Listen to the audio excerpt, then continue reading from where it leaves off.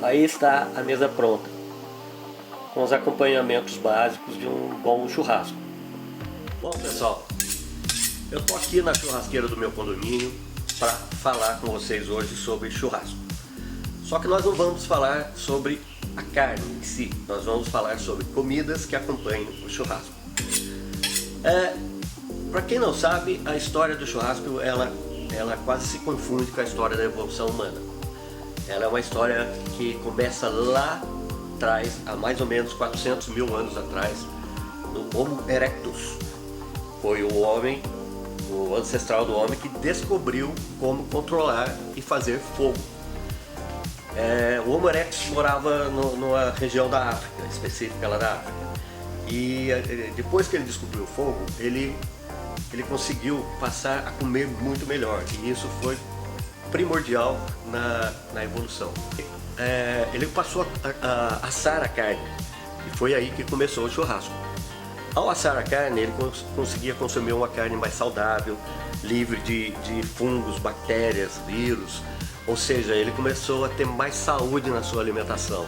E ele passou a utilizar mais a proteína animal para a evolução do nosso cérebro, que passou a crescer mais porque tinha mais disponibilidade de proteína.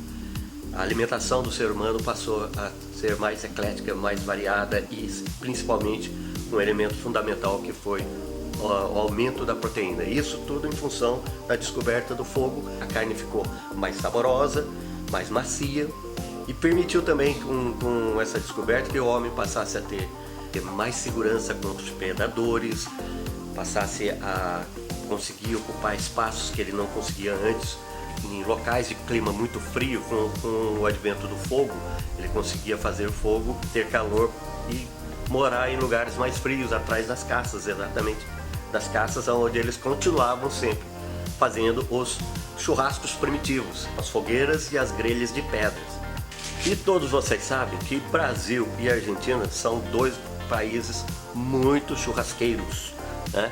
Nós temos tradição de churrasco. O churrasco no nosso país começou lá atrás com os gaúchos. Os gaúchos, tanto portugueses quanto castelhanos, né, os espanhóis, que ocuparam a região dos Pampas, começaram a criar gado lá, eles difundiram e popularizaram o churrasco no país todo. E isso virou uma tradição. Tanto que o Brasil hoje é muito conhecido lá fora pelas churrascarias. Se você vai para a Europa, os Estados Unidos ou qualquer parte do mundo, até na Ásia mesmo, você sempre vai encontrar churrascarias brasileiras e argentinas. E sempre mantém aquele padrão de churrasco nosso, que é muito gostoso, que o mundo inteiro adora. Mas o nosso objetivo aqui hoje é falar das comidas que acompanham o churrasco, que é um fator fundamental. Porque muitas vezes as pessoas têm dúvidas do que eu vou fazer para acompanhar o churrasco. Carne todo mundo sabe, nós temos a picanha, a maminha, a fraldinha, a linguiça, a asinha de frango, e assim vai. Tem centenas de carnes. Nós temos cortes maravilhosos também que foram inventados pelos gaúchos lá atrás e que se você for fazer churrasco num outro país de cultura anglo-saxônica, por exemplo, a única coisa que eles costumam ter no churrasco deles é salsicha e hambúrguer. Então eu vou mostrar para vocês umas comidas que acompanham os churrascos que eu sempre fiz para amigos e parentes aqui na minha casa, que sempre foram muito elogiadas e que é uma base de comidas. É lógico que as pessoas podem variar, colocar beliscos, fazer outros tipos de incrementos, mas sempre eu fiz essas comidas, que basicamente é um arroz branco legal, um vinagrete muito bem feito, muito gostoso, que também é uma receita da minha mãe, e uma salada de maionese, com aquela maionese que eu fiz naquele vídeo, que já está aqui no meu canal. Acessa aí que eu vou mostrar para vocês como fazer uma maionese deliciosa. E com essa maionese eu faço uma salada de maionese que sempre é muito elogiada. Vou fazer a salada de maionese que a minha mãe ensinou, minha mãe Nilza. Ela é uma salada de maionese básica. Tem pessoas que gostam de dar uma incrementada, colocar um milho verde, colocar uma uva passa, tem gente que gosta, que quiser. Mas essa minha salada, ela é básica, simples e muito gostosa. Bom, para essa salada eu vou usar 4 batatas médias, não muito grandes, 2 maçãs, um pouquinho de de azeitona picada grosseiramente, não muito fina, não muito pequenininha. Cerca de 100 gramas de vagem. 2 cenouras e um pimentão. Basicamente é isso que eu vou usar.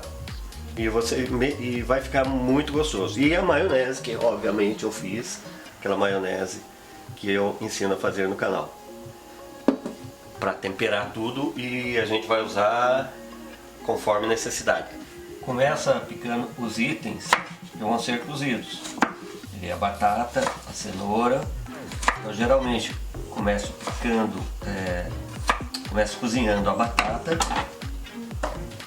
e depois, durante o cozimento da batata, eu ponho a cenoura. Eu sempre coloco um pouquinho de sal também no cozimento. Bom, eu não pico a batata muito pequena não, eu deixo mais ou menos nesse tamanho aqui. É mais ou menos o mesmo tamanho que eu pico a cenoura. E a cenoura ela vai entrar quando a batata já estiver mais ou menos cozida, eu jogo a cenoura junto.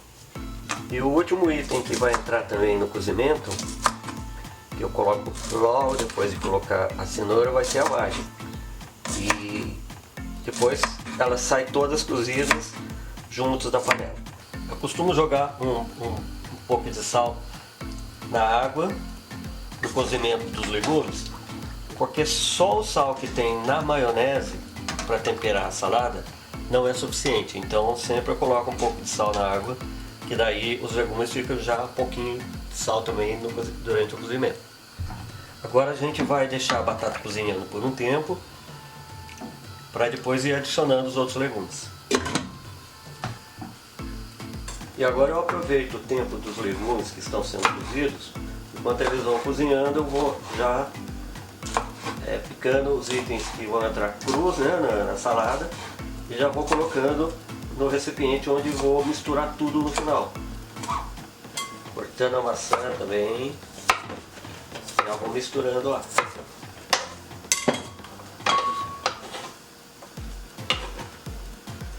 Já adiciono as azeitonas e mistura tudo, para dar uma pré-misturada. Agora eu vou escorrer os legumes e o certo é começar sempre cozinhando os mais duros. No caso tem que ser a cenoura, depois a vagem e por último a batata. Depois que já tiver um certo cozimento da cenoura e da vagem, daí vocês entram com a batata. E a batata é a mais macia desses itens aqui. E o que eu vou fazer agora? Eu vou dar uma esfriada no cozimento aqui desses itens aqui. Vou esperar eles esfriarem um pouco para fazer a mistura e a finalização jogando a maionese. Bom, agora que os legumes cozidos já estão frios, a gente adiciona os legumes e os ingredientes que não são cozidos.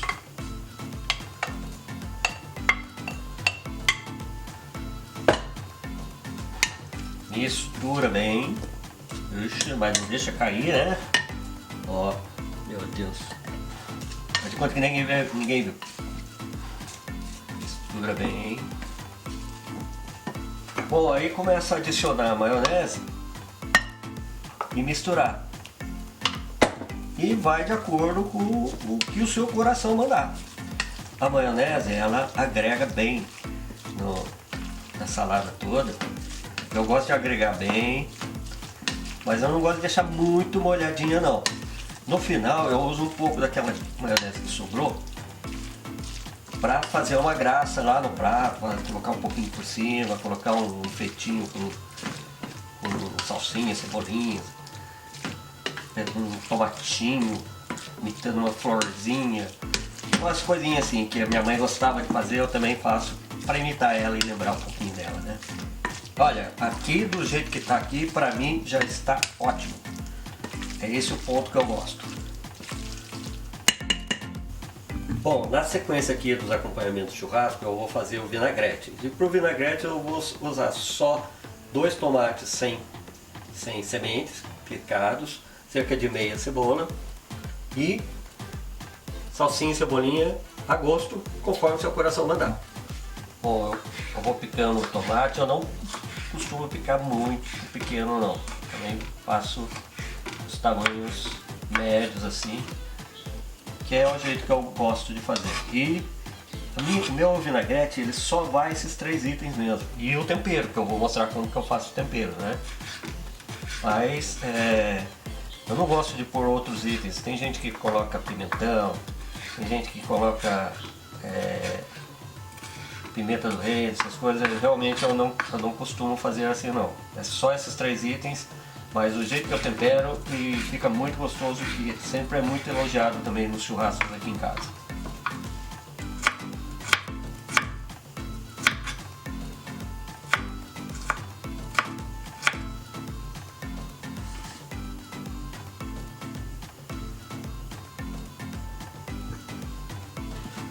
Mistura bem esses ingredientes aqui.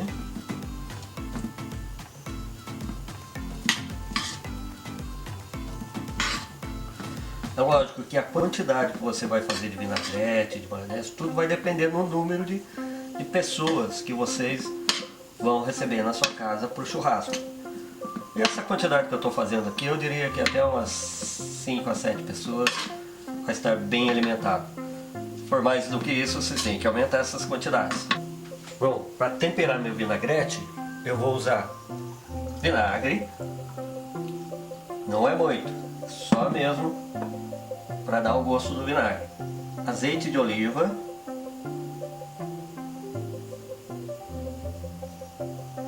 eu vou usar sal com alho desses de supermercado mesmo.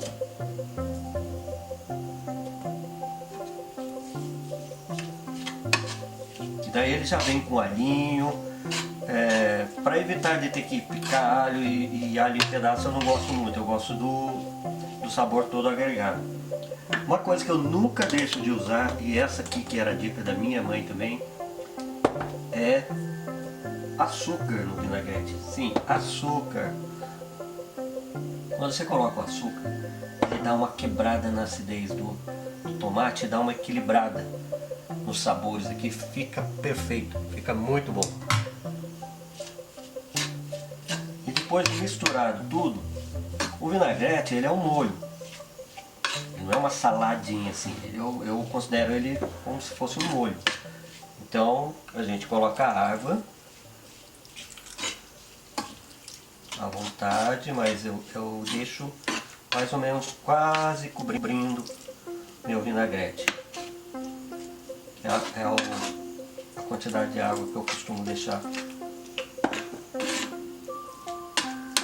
E aí tá. Esse aqui fica perfeito, ele fica muito gostoso. As pessoas sempre elogiam muito também o tempero do vinagrete aqui. Bom, agora é a vez da famosa farofa de alho. Tem gente que prefere chamar de farofa de manteiga, mas eu prefiro chamar de farofa de alho. É uma farofa que é simplesmente feita com alho. Para essa farofa eu costumo usar de 6 a 7 dentes de alho, não muito grandes, aqueles dentinhos normais de alho. Pico bem o alho, bem picadinho. E eu costumo usar também margarina ou manteiga, pode ser. Depende, porque hoje em dia tem muita gente que tem intolerância à lactose e não dá para usar manteiga. Então, mas com a margarina também fica muito boa. Hoje eu vou fazer aqui com a margarina. Fica bem o alho bem picadinho assim. E eu aconselho o pessoal não espremer o alho em espremedor, porque quando você espreme o alho, você tira aquele sumo que deixa muito mais saborosa a farofa. Eu começo colocando aqui a margarina, cerca de 100 a 150 gramas de margarina mais ou menos. Tem que formar aqui uma piscininha no fundo dessa frigideira aqui. Bom, agora que a margarina já derreteu, eu coloco o alho e deixo o alho ficar até a hora que ele começar meio que subir, ficar querendo começar a dourar. Mas eu não deixo ele dourar não. Antes dele dourar eu já começo a colocar a farinha de mandioca. Bom pessoal, depois a gente já vai colocando a farinha de mandioca. E eu coloco uma quantidade que mistura bem margarina e deixa ela ir molhando, pegando o sabor, pegando a umidade da margarina, misturando bem para não deixar queimar. Farofa, baixa o fogo, né? Mas o gostoso dessa farofa é que ela fique um pouquinho douradinha. Eu estou usando aqui farinha de mandioca semi-torrada, já é aquela que a gente compra, farinha de mandioca torrada. Pode usar a normal também, não tem problema. Mas a gente vai misturando bem para não deixar ela dourar muito, abaixa o fogo e vai controlando o fogo aqui. A hora que ela começar a ficar meio douradinha é o ponto dela. Nesse ponto aqui eu já coloco um pouquinho de sal. Não precisa colocar muito sal porque a própria margarina e a manteiga já vem com sal, a não ser que você compre aquelas margarinas ou manteiga sem o sal. Daí você coloca o sal aqui nesse momento aqui. Olha, o ponto já é esse aqui. Tá começando a deixar a farinha douradinha. E é bem simples de fazer. Como dizia minha mãe, toda simplicidade é bela. Eu diria que além de bela é saborosa. É esse o ponto. Aí está a mesa pronta, com os acompanhamentos básicos de um bom churrasco. Com a maionese, com arrozinho branco, com vinagrete e com a farofa de alho. Basicamente, quando eu recebo as pessoas aqui na minha casa, sempre tem isso na mesa. A gente agrega mais uma tábua de frios, alguns belisquetes, para aquele pessoal que fica um pouco impaciente, não espera a carne sair, já quer comer logo. Isso sempre tem, mas isso vai de cada um. Mas basicamente isso aí não pode faltar nos meus churrascos aqui. Pão é uma coisa que tem que ter sempre, porque sempre tem aquele primo, aquele sobrinho, aquele filho do amigo que quer comer um pão com linguiça e vinagrete. Ah, isso sempre tem, todo churrasco. Agora é só esperar o churrasqueiro soltar a carne, prato na mão, a caipirinha na outra mão e aproveitar o churrasco.